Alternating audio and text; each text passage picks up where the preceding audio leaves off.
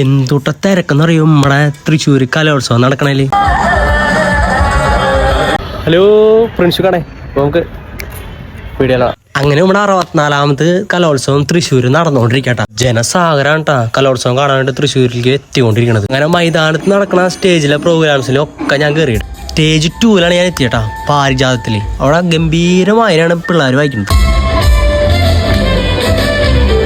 പരിപാടിയാണ്, അത്യാവശ്യത്തിന് ആൾക്കാരുണ്ടാ സ്റ്റേജ് 2-ല്. അങ്ങനെ അവിടെ ഞാൻ അടുത്ത സ്റ്റേജിലേക്ക് വിട്ടു. ഞാൻ നേരെ എത്തി സ്റ്റേജ് 3-ൽ കേട്ടാ. പക്ഷെ ഇവിടെ പരിപാടി നടക്കുന്നതിന് പേരെന്താ എനിക്ക് പറഞ്ഞുതരാൻ പറ്റില്ല.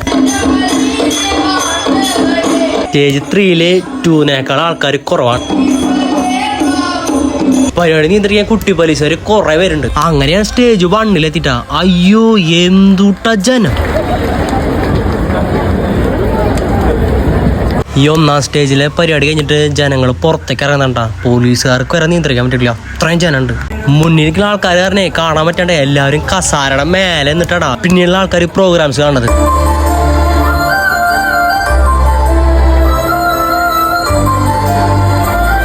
അങ്ങനെ പുറത്തേക്ക് ഇറങ്ങിട്ടാ ജനങ്ങൾ വന്നോണ്ടേ ഇരിക്കാണ് ട്ടാ മൈതാനത്തേക്ക്. മൈതാനത്ത് പരിപാടി പിന്നെ പറയേണ്ട ആവശ്യമില്ലല്ലോ, സ്റ്റാളുകളുടെ തന്നെ ഒരു നീണ്ട നിരയുണ്ട്. ഫോറിനേഴ്സ് വരെ നമ്മുടെ തൃശ്ശൂരിലെ പരിപാടി കാണാൻ വന്നിട്ടുണ്ട്. കണ്ടാ വടക്കാനൂല്ലേ എന്തുട്ട ജനം, കാറുകളും ആൾക്കാരായിട്ട്. അയ്യോ, പിന്നെ ഇവിടെ മീഡിയക്കാര് ബസ് കിട്ടിയ പിള്ളേരെ തോന്നണു വെച്ചിട്ട് വീഡിയോ എടുത്തോണ്ടിരിക്കുന്നുണ്ട്.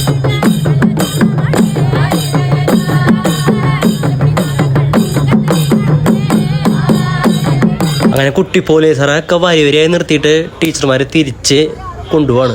മൈതാനത്ത് 3 സ്റ്റേജ് മാത്രമല്ലോട്ടാ, ഇനി 21 സ്റ്റേജ് ഓരോ സ്കൂളുകളായിട്ട് നടക്കുന്നുണ്ട് തൃശ്ശൂർ റൗണ്ടിലെ. കഴിഞ്ഞ കൊല്ലം സമാപനത്തിന് നമ്മുടെ മമ്മൂക്കിയാണ് വന്നത്. നാളെ ലാലേട്ടൻ വരുന്നതാണ് ഒരു അഭ്യൂഹം കേൾക്കണത്. അപ്പൊ നമുക്ക് അടുത്ത വീഡിയോയിൽ കാണാം.